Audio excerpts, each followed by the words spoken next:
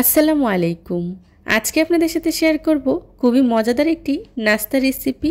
এই নাস্তা একবার বানালে বারবার বানাতে ইচ্ছে করবে, এত বেশি মজাদার হয়। উপরে ক্রিসপি আর ভিতরে নরম তুলতুলে। মাত্র একটি উপকরণ দিয়ে অল্প খরচে তৈরি করে নেওয়া যায় এই মজাদার নাস্তা রেসিপিটি। এই নাস্তাটা এত বেশি ক্রিসপি, এটা বানানোর পর কিন্তু লোভ সামলানো বিশাল দায়, কারণ এটা বানানোর পর খেতে অনেক বেশি ইচ্ছে করে। সো কথা না বাড়িয়ে চলুন তাহলে মূল রেসিপিতে। আজকের এই মজাদার ক্রিসপি নাস্তাটা তৈরি করার জন্য প্রথমে আমি নিয়েছি আলু, আর আলুটাকে খুব ভালো করে ধুয়ে পরিষ্কার করে নিয়েছি। এখন কিছুটা লবণ দিয়ে আলুটাকে আমি খুব ভালো করেই সিদ্ধ করে নেব। দেখতেই পাচ্ছেন আলুটাকে আমি একেবারে শুকনো করেই সিদ্ধ করে নিয়েছি, পানিটা পুরোপুরি শুকিয়ে গিয়েছে। তারপর আমি চুলা থেকে আলুটাকে নামিয়ে নিয়েছি। আলুটাকে আমি উপরের খোসাটা ছাড়িয়ে একটি মেশারের সাহায্যে খুব ভালো করে ম্যাশ করে নিয়েছি। দেখতেই পাচ্ছেন আমি কিভাবে আলুটাকে ম্যাশ করে নিয়েছি। এখন এর মধ্যেই দিয়ে দিচ্ছি কাঁচামরিচ কুচি। কাঁচামরিচটা আপনারা আপনাদের টেস্ট অনুযায়ী ব্যবহার করবেন। আর দিয়ে দিচ্ছি ধনিয়া পাতা কুচি, তার সাথে দিয়ে দিচ্ছি কর্নফ্লাওয়ার। এখন সবগুলো উপকরণ একসাথে খুব ভালো করে মাখিয়ে নিচ্ছি। আর আমি এখানে 1/4 কাপ কর্নফ্লাওয়ার ব্যবহার করেছি।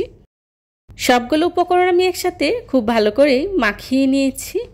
এই পর্যায়ে একটি বেলুনের সাহায্যে খুব ভালো করেই বেলে নিচ্ছি। দেখতেই পাচ্ছেন আমি একটি রুটির মতো করেই তৈরি করে নিচ্ছি। আমি কিন্তু এখানে বেলার সুবিধার্থে কিছুটা ময়দা ব্যবহার করেছি। আমি বেলুনের সাহায্যে নাস্তাটা তৈরি করে নিয়েছি। আপনারা চাইলে কিন্তু হাতের সাহায্যেও ছোট ছোট করে এই নাস্তাটা তৈরি করে নিতে পারেন। এবার আমি একটি নাইফের সাহায্যে চারপাশ থেকে কেটে একটি স্কোয়ার শেপ তৈরি করে নিয়েছি। তারপর এভাবে ছোট ছোট করে কেটে নিচ্ছি।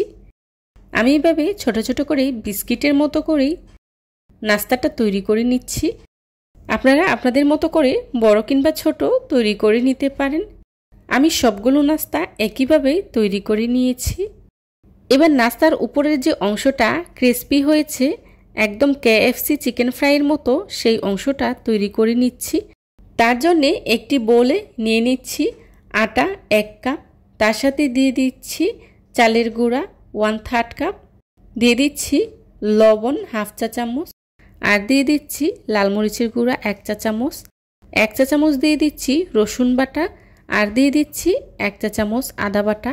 এখন সবগুলো উপকরণ একসাথে আমি খুব ভালো করেই মিশিয়ে নিচ্ছি। মেশানো হয়ে গেলে এভাবে অল্প অল্প করে পানি দিয়ে উপরের ক্রিসপি পাটটা তৈরি করে নিচ্ছি। অল্প অল্প করে পানি দিয়ে এভাবে হাতে চেপে চেপে ক্রিসপি পাটটা তৈরি করে নেব। তারপর এভাবে চেলে নেব। এই জিনিসটা কিন্তু অল্প অল্প পানি দিয়ে আটার ডোটাকে মাখাতে হবে। তারপর এই অংশগুলো বের হয়ে আসবে। আসলে এটা বলে দেওয়ার কিছু নেই, আপনারা চোখে দেখেই বুঝে নিতে হবে। এভাবে চেলে নেওয়ার পর বাকি যে অংশটুকু আছে সেগুলোকে আমি পানি দিয়ে গুলিয়ে একটি ব্যাটার তৈরি করে নেব। এই ব্যাটারটা কিন্তু আমার লাগবে। দেখতেই পাচ্ছেন আমি অল্প অল্প করে পানি দিয়েই ব্যাটারটা তৈরি করে নিচ্ছি। দেখুন ব্যাটারের কনসিস্টেন্সিটা আমি কি পরিমাণে ঘন রেখেছি। এবার এক সাইডে রেখে দিচ্ছি। অন্যদিকে আলু দিয়ে আমি যে নাস্তাটা তৈরি করে রেখেছিলাম সেটাকে আটার মিশ্রণে ডিপ করে নিচ্ছি। তারপর আবার উপরের পাটটা ক্রিসপি করার জন্য তৈরি করে রাখা আটার মিশ্রণে ড্রিপ করে নিলাম। দেখে হয়তো আপনারা বুঝতে পারছেন আমি কিভাবে তৈরি করে নিয়েছি। এভাবে করে কিন্তু আপনারা KFC চিকেন ফ্রাই তৈরি করে নিতে পারবেন। এভাবে আমি সবগুলো নাস্তা তৈরি করে নিয়েছি। এবার নাস্তাগুলোকে তেলে ভাজার জন্য চুলায় একটি প্যান বসিয়ে পরিমাণ মতো তেল গরম করে নিয়েছি। আর তার মধ্যেই দিয়ে দিচ্ছি তৈরি করে রাখা নাস্তাগুলো দেওয়া হয়ে গেলে একটা পাশ যখন হয়ে যাবে তখন এভাবেই একটি চামচের সাহায্যে উল্টে দিচ্ছি। আর এভাবে উল্টে পাল্টে নাস্তাগুলোকে আমি ভেজে নিচ্ছি। এই নাস্তাগুলো খেতে কি পরিমাণে যে মজার হয় সেটা কিন্তু বাসায় ট্রাই না করলে বুঝতেই পারবেন না। দেখুন নাস্তাগুলো উপর থেকে কতটা ক্রিস্পি হয়েছে আর ভিতর থেকে কিন্তু নরম সফট হয়েছে।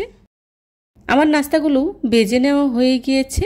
এবার চুলা থেকে নামিয়ে নিচ্ছি আর চুলা থেকে নামিয়ে একটি সার্ভিং ডিশে সার্ভ করে নিয়েছি। আমার আজকের এই রেসিপিটি আপনাদের কাছে কেমন লেগেছে আমাকে কমেন্টস করে জানাবেন। যদি ভালো লেগে থাকে তাহলে ফ্রেন্ডস অ্যান্ড ফ্যামিলির সাথে শেয়ার করবেন। আপনাদের একটা শেয়ার আমাদের অনেক উপকারে আসবে। অনেক আপু ভাইয়ারা আছেন যারা চান খুব অল্প খরচে বিকালের নাস্তাটা তৈরি করে নিতে। তারা চাইলে আমার এই নাস্তাটা মাত্র একটি উপকরণেই তৈরি করে নিতে পারেন। যারা এতক্ষণ ধৈর্য সহকারে আমার ভিডিওটি দেখেছেন তাদেরকে জানাই অসংখ্য ধন্যবাদ। আমার পরবর্তী রেসিপি দেখার আমন্ত্রণ জানিয়ে আজকের মতো এখানেই বিদায় নিচ্ছি। সবাই ভালো থাকবেন, সুস্থ থাকবেন। আল্লাহ হাফেজ। আসসালামু আলাইকুম।